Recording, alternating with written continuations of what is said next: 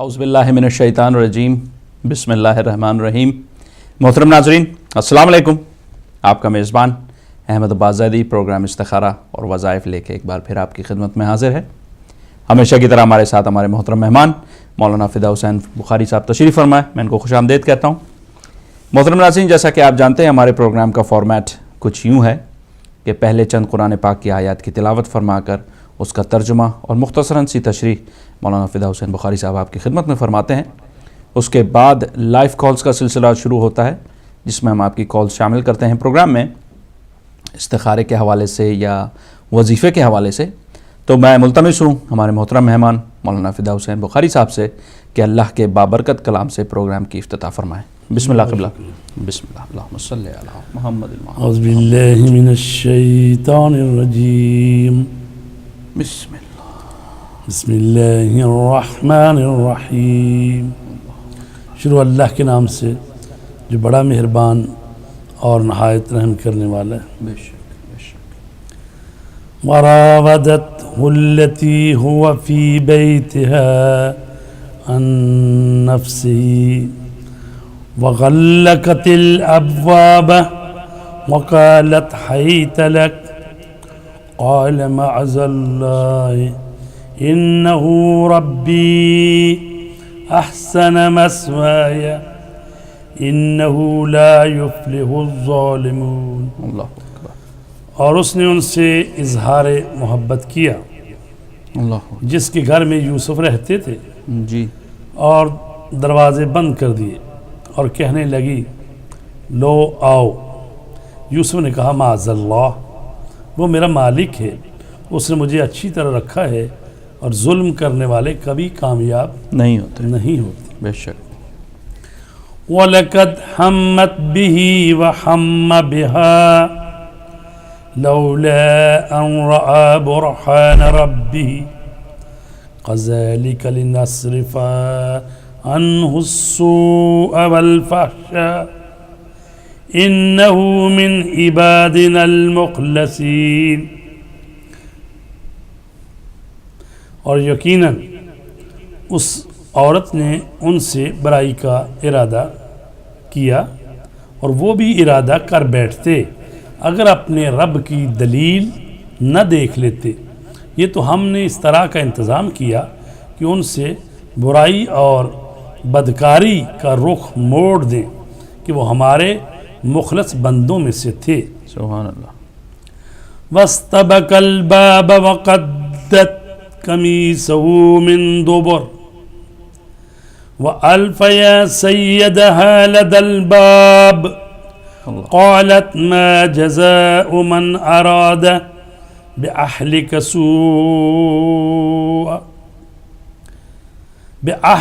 سُوءًا إِلَّا أَنْ يُسْجَنَ أَوْ عَذَابٌ عَلِيمٌ۔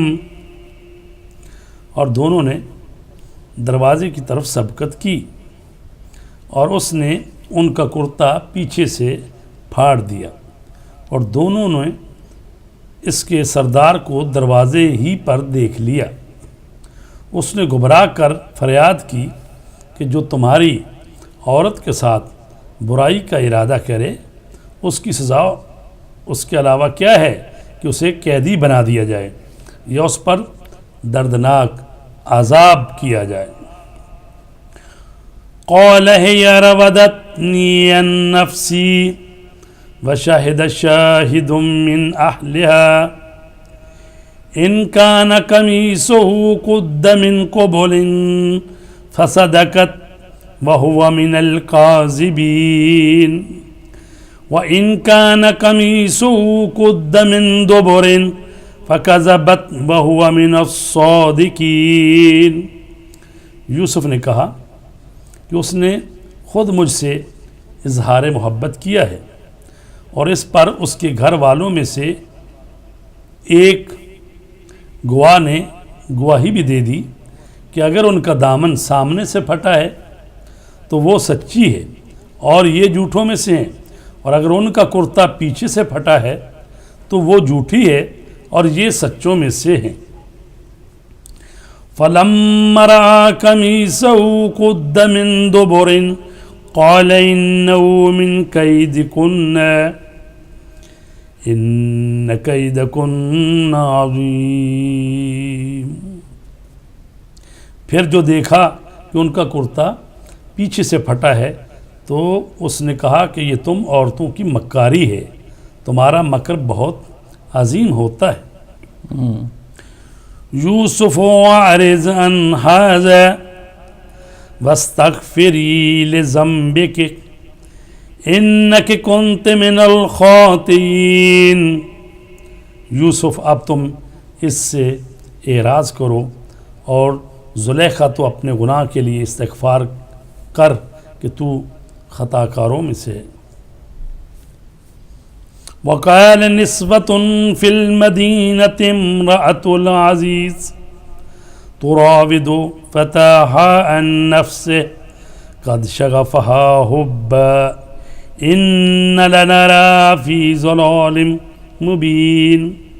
اور پھر شہر کی عورتوں نے کہنا شروع کر دیا کہ عزیز مصر کی عورت اپنے جوان کو اپنی طرف کھینچ رہی تھی اور اسے اس کی محبت نے مدہوش بنا دیا تھا. ہم یہ دیکھ رہے ہیں کہ یہ عورت بالکل ہی کھلی ہوئی گمراہی میں ہے. عزیزان گرامی، آج ہم نے سورہ یوسف کی آیت نمبر 23 سے لے کر 30 تک کی تلاوت اور اس کا ترجمہ پڑھنے کی سعادت حاصل کی ہے. ماشاءاللہ. حضرت یوسف علیہ السلام اور زلیخا کا قصہ ہے اور قرآن مجید نے سورہ یوسف کو احسن القصص سے تعبیر کیا ہے. اور ظاہر ہے کہ قرآن مجید کے جو قصے ہیں، جو قصص الانبیاء ہیں، یہ انسانوں کی ہدایت کے لیے ہیں. بے شک. یہ صرف قصوں کے لیے نہیں ہے کہ صرف قصے کے طور پر پڑھا جائے. اور اس میں اکثر مفسرین کا بیان ہے کہ آیت نمبر 23 میں رب سے مراد عزیز مصر ہے جو مجازی اعتبار سے پالنے والا تھا، اور آیت 24 میں واقعی خدا مراد ہے جس نے علم و تقوی اور عصمت و نبوت کو ایک برہان بنا کر یوسف کے حوالے کر دیا تھا. مراودہ کیا ہے؟ مراودہ یعنی مطلب براری کے لیے دھوکہ دے کر نرمی اور محبت کا برتاؤ کرنا. وکالت حیت لکا، حیت کیا ہے؟ یعنی آؤ جلدی کرو. کسی عورت کی طرف سے یہ جملہ دلیل ہے کہ اسے یوسف کے حسن و جمال نے بالکل دیوانہ کر دیا تھا اور اس نے شرم و حیا کو بالائے طاق رکھ دیا تھا. اس موقع پر جناب یوسف علیہ السلام کا جواب دلیل ہے کہ نبی کس کردار کے انسان کا نام ہوتا ہے اور وہ کس طرح تبلیغ کرتا ہے کہ جب میں اپنے مالک کا اتنا خوف رکھتا ہوں تو مجھے خوف خدا کیوں نہیں ہوگا، یا جب مجھے تیرے شوہر کے احسانات کا اس قدر خیال ہے تو خیانت پر کس طرح آمادہ ہو گئی ہے. زلیخا کے بیان سے اندازہ ہوتا ہے جب حضرت یوسف علیہ السلام نے اس کی بات نہیں مانی اور وہ تیزی سے بھاگے اور وہ جو کمرے کئی جن کو تالے لگائے گئے تھے وہ خود ہی کھلتے گئے اور حضرت یوسف علیہ السلام جو ہیں وہ باہر آئے تو دیکھا کہ آگے اس زلیخا کا شوہر کھڑا ہے. تو اب دیکھتے ہی اس نے کہا، اس کو سوچنے کا موقع نہیں دیا اور کہا کہ دیکھو اگر کوئی تیری عورت کے ساتھ اس طرح دست درازی کرے تو تجھے کیا کرنا چاہیے، تجھے سزا دینی چاہیے یا قید میں ڈال دینا چاہیے. تو زلیخا کے بیان سے اندازہ ہوتا ہے کہ دور حاضر کی بڑی طاقتیں زنانہ انداز فکر سے آگے نہیں بڑھ سکی اور ان کا طریقہ کار بھی یہی ہے کہ ساری دنیا میں فساد پیدا کر کے دوسروں کو مجرم قرار دے دیتے ہیں. جی. زلیخا کی یہ انتہائی ذہانت تھی کہ اس نے مقدمے کو پیش کرنے کی بجائے سزا کا سوال اٹھا دیا اور اس میں بھی قید پر اکتفا کرنے کی بجائے عذاب علیم کا بھی ذکر کر دیا تاکہ ذہن اصل جرم کی طرف متوجہ نہ ہونے پائے دوسری طرف ہو جائے. اور اسی بنا پر عزیز مصر نے اس کے اس کام کو مکر عظیم قرار دیا ہے. جی. اور قرآن نے کہا ہے کہ زلیخا نے یہ غلطی کی. اور یہاں پر جو کہا گیا ہے کہ وَشَهِدَ شَاهِدٌ مِّنْ اہلہا کہ یہاں ایک گواہ نے گواہی دی. تو کہا جاتا ہے کہ یہ ایک بچہ تھا جس نے گواہی دی تھی. جی اچھا. قرآن مجید میں اس کا کوئی اشارہ نہیں ہے. یہ کہا کہ گواہی دینے والے نے گواہی دی. جی ابھی بچہ تھا، یہ بڑا تھا، یہ تاریخوں سے پتہ چلتا ہے. اچھا. یہاں صرف یہ کہا گیا ہے کہ گواہی دینے والے نے گواہی دی. اچھا. لیکن اتنا ضرور ہے کہ یوسف کا آدمی نہیں تھا اور زلیخا کے گھر والوں میں سے ہی تھا. یہ جو ابھی حضرت یوسف علیہ السلام پر بڑی اچھی مووی بنی ہوئی ہے نا، ایران نے بنائی ہے، جی جی یوسف پیغمبر. جی. تو اس میں یہ ساری بات انہوں نے بتائی ہوئی ہے کہ وہ زلیخا کا یہ رشتہ دار تھی جس کا بچی تھی چھوٹی چند ماہ کی، تو جس نے یہ گواہی دی تھی. اللہ اکبر. تو بہرحال یہ ایک معجزہ تھا کہ ابھی وہ بچی بول بھی نہیں پائی. تو اس نے گواہی دی. اور گواہی کیا دی کہ دیکھو اس کی قمیض کو دیکھ لو، اگر تو اگلی طرف سے پھٹی ہے تو اس کا مطلب یہ ہے کہ یہ قصوروار، اگر پیچھے سے پھٹی ہے تو وہ قصوروار ہے. اس کا مطلب یہ ہے کہ اگر آگے سے پھٹی ہو تو اس کا مطلب ہے وہ آگے سے جس کے ساتھ دسترازی ہو تو وہ پھاڑتی ہے قمیض. اور جب یہ پیچھا کرنے والی اس کی قمیض پھاڑے گی تو وہ بھاگ رہا ہے، اس کی قمیض پھاڑی گئی ہے. تو اس سے پتہ چل گیا اور گواہی بھی آ گئی اور معجزے کے طور پر.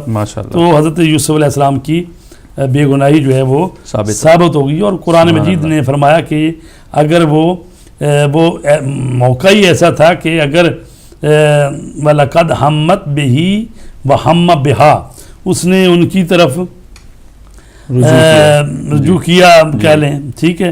وہ کہتے ہیں وہ بھی ان کا ارادہ کر لیتے اگر وہ برہان رب کو نہ دیکھ لیتے. اور وہ برہان رب کیا ہے کہ وہی ان کا علم اور تقوی اور عصمت و طہارت اور نبوت ہے. حضرت یوسف. جی جزاک اللہ. کوئی کال رہے ہیں تو لے لیں. جی نہیں، بسم اللہ. بسم اللہ. محترم ناظرین، ہمارا پروگرام استخارہ اور وظائف جاری و ساری ہے. آپ کالز کر سکتے ہیں، شامل ہو سکتے ہیں پروگرام میں استخارے کے حوالے سے یا وظیفے کے حوالے سے. جب تک کوئی کالر نہیں ہے میں ملتمس ہوں ہمارے محترم مہمان سے کہ استخارے کے حوالے سے تھوڑی سی گفتگو فرمائیں. جی بسم اللہ. جی پہلے یہ ختم کر لیں. ماشاءاللہ اس کا اتنا اچھا تشریح چل رہی ہے. بہت سارے جو مورخین ہیں یا بعض مفسرین جو کہ جی اپنے زبان و بیانات کے کمالات دکھاتے ہیں جی، اور ان کو موقع مل گیا کہ وہ شان عصمت سے بے نیاز ہو کر طویل ترین قصے بیان کر ڈالیں، جبکہ یہ ساری اسرائیلیات ہیں جی جن کا کوئی اعتبار نہیں ہے. اصل واقعہ وہی ہے جو قرآن نے بتا دیا ہے. کیونکہ وہ نبی جو ہوتا ہے معصوم ہوتا ہے، تو لہٰذا وہ صغیرہ گناہ سے بھی مبرہ ہوتا ہے، کبیرہ گناہ سے بھی. تو لہٰذا جو معصوم ہوتے ہیں ان کے لیے قرآن مجید نے جو لفظ استعمال کیا ہے وہ مخلصین، یعنی کہا گیا انہو من عبادنا المخلصین، وہ بے شک ہمارے مخلص بندوں میں تھے. بے شک بے شک. اور ایک ہوتا ہے مخلص، ایک ہوتا ہے مخلص. مخلص لام کے نیچے اگر زیر ہو پھر ہوتا ہے مخلص. مخلص کا مطلب ہے اخلاص برتنے والا، ٹھیک ہے، کوشش کرنے والا جو اخلاص برتتا ہے. مخلص جو خالص قرار دے دیا گیا ہے. اللہ اکبر. تو نبی جتنے بھی ہیں وہ مخلصین ہیں. بے شک. تو شیطان نے یہ کہا تھا کہ مجھے تیری عزت کی قسم میں سب کو اغوا کروں گا، ٹھیک ہے، لیکن وہی بچیں گے جو تیرے مخلص بندے ہوں گے، ٹھیک ہے. تو جو مخلصین ہوتے ہیں وہی بچتے ہیں، ٹھیک ہے، شیطان کی کاروائیوں سے. تو اور اس کا مطلب یہ بھی نہیں ہے کہ بھئی شیطان جو ہے اپنی کوشش بھی نہیں کرے گا، کوششیں وہ کرتا ہے، ٹھیک ہے، لیکن چونکہ وہ مخلص ہوتے ہیں ان کا بھی امتحان ہوتا ہے.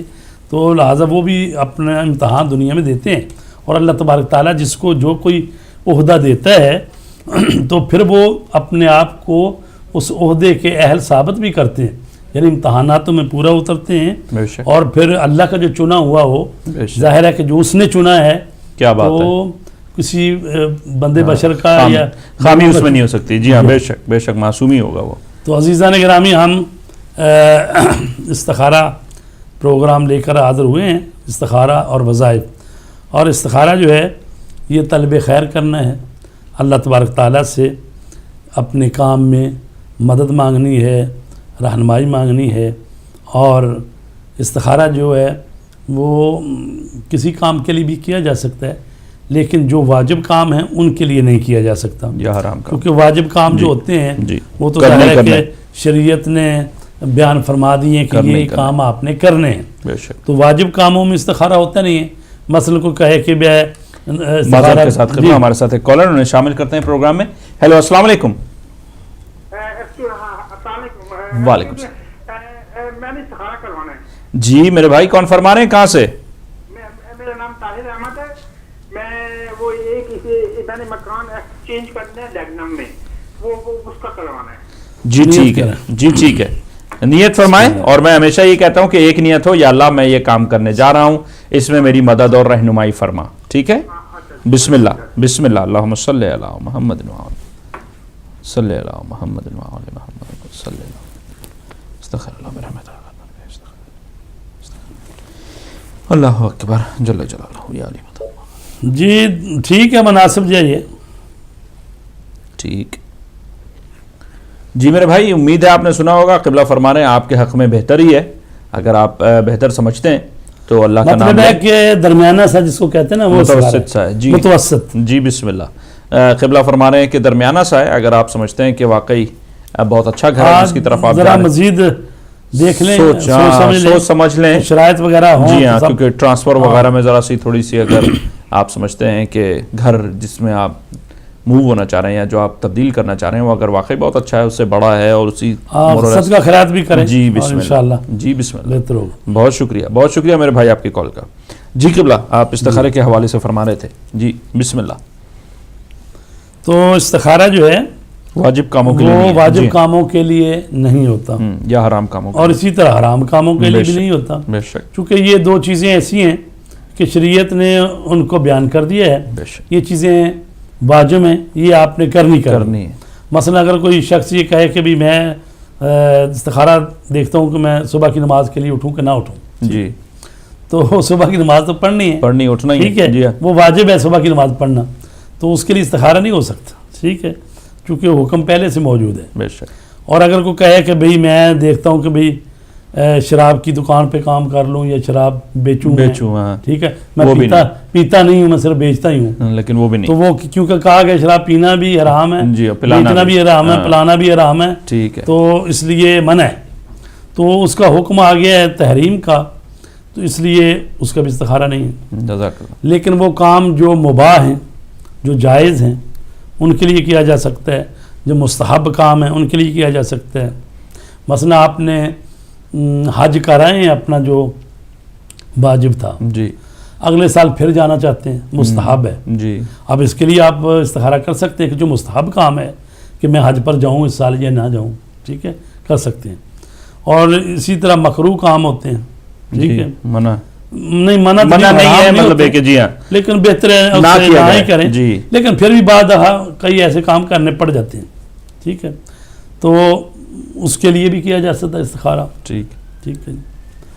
تو استخارہ جو ہے یہ طلب خیر کے لیے، اور اس کے لیے ہم جو طریقہ اپنایا ہوا ہے یہاں پر وہ یہ ہے قرآن مجید سے استخارہ دیکھتے ہیں، سبحان اللہ، اور اس کے لیے یہ ہے کہ ایک تو باوضو ہونا چاہیے، قرآن مجید کے الفاظوں کو ٹچ کرنے کے لیے باوضو ہونا چاہیے، اور باوضو ہو کر قرآن مجید کو ہاتھ میں لے لیں جو کہ پورا مکمل قرآن ہے، سپارہ نہ ہو ایک آدھا، قرآن پاک، جی ہاں، سپارہ ہو یا بعض دفعہ آدھا ہوتا ہے، یہ چند صورتیں 5 صورتیں، ایسا نہیں ہونا چاہیے، مکمل قرآن مجید ہونا چاہیے، اور 3 دفعہ سورہ قل هو اللہ احد پڑھی جائے گی، 3 دفعہ درود شریف پڑھا جائے گا، اور پھر دعائے استخارہ پڑھی جائے گی، پھر اس کو قرآن مجید کو کھولا جائے گا، اور قرآن مجید کی دائیں طرف جو صفحہ ہے جی اس کی پہلی آیت کو دیکھا جائے گا، ہو سکتا ہے کہ پہلی آیت کا صرف ایک ہی کلمہ ادھر آیا ہو اور اس پر وہ نمبر آیت کا آ گیا ہو، ختم، ٹھیک ہے، تو آپ نے پھر پچھلے صفحے کو دیکھنا ہے، اور آخری لائن کو، جی ہاں، جی، اور اب اس کو دیکھنا ہے، اگر تو وہ آیت جو آ رہی ہے وہ آیت آئی ہے جس میں اللہ کی نعمتوں کا ذکر ہے، خداوند عالم کی رحمتوں کا ذکر ہے، تو اس سے یہ سمجھا جائے گا کہ یہ جو ہے میرے حق میں بہتر ہے، جو میں کام کرنا چاہتا ہوں سبحان یہ آسانی سے انجام پا جائے گا. ٹھیک ہے جی. اور اگر آیت ایسی آ جائے کہ جس میں کہا جائے فی الارض فاصابتکم مصیبت الموت، یا کوئی ایسی چیز جس میں مشکلات ہیں، جی یعنی تنبیہ ہو، یا جی جہنم ہاں، کی بات ہے جی ہاں، یا کافروں کی بات ہے یا کوئی ایسی بات ہے، تو اس سے سمجھا جائے گا کہ یہ منع ہے. جی. اور ایک استخارہ ایسا جو جس کو ہم متوسط کہہ سکتے ہیں، درمیانہ سا کہہ جی. سکتے ہیں، تو وہ ایسا ہے کہ جس میں دونوں طرف کا بیان ہے، جنت کی بھی بات ہو، جی ہاں، ہاں اور منادی بھی ہو کسی چیز کی، جی ہاں. تو اس کی بھی مثال ہم دیتے ہیں آپ کو، بسم اللہ. کہ جس کو متوسط استخارہ جو ہے وہ کہہ سکتے ہیں. مثلا یہی استخارہ ولا تقربوا مال الیتیم الا باللتی ہی احسن، یتیم کے مال کے پاس بھی نہ جاؤ مگر یہ کہ جو یعنی اگر آپ ہیں اس کے یتیم کے اس کے مال کو کہیں بہتر جگہ پہ انویسٹ کر رہے ہیں، کرنا چاہتے ہیں، جی پھر بھی صحیح ہے. جی. پھر حتی یبلغ اشدہ، یہاں تک کہ وہ یتیم جو ہے وہ بالغ ہو جائے، یعنی اس کو پیسے سنبھالنے کا. معذرت کے ساتھ قبلہ ہمارے ساتھ ایک کالر انہیں شامل کرتے ہیں پروگرام میں، انشاءاللہ جاری رکھیں گے اسے. ہیلو السلام علیکم. وعلیکم السلام.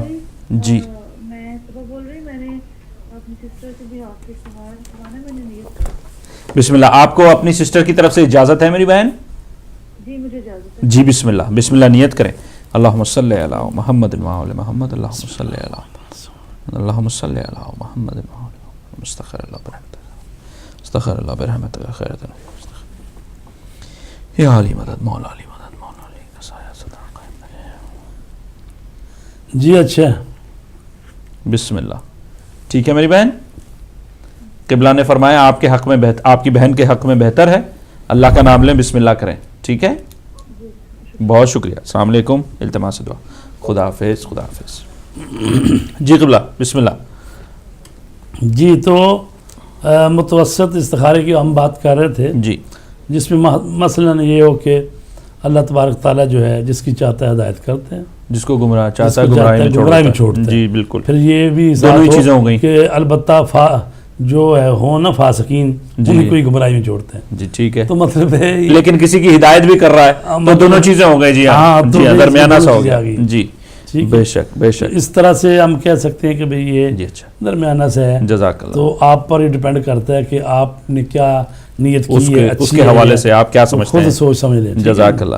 محترم ناظرین، ہمارا پروگرام جاری و ساری ہے. ہم ایک چھوٹے سے بریک کی طرف جا رہے ہیں. بریک کے بعد انشاءاللہ آپ کی خدمت میں پھر حاضر ہوں گے. التماس دعا. خدا حافظ.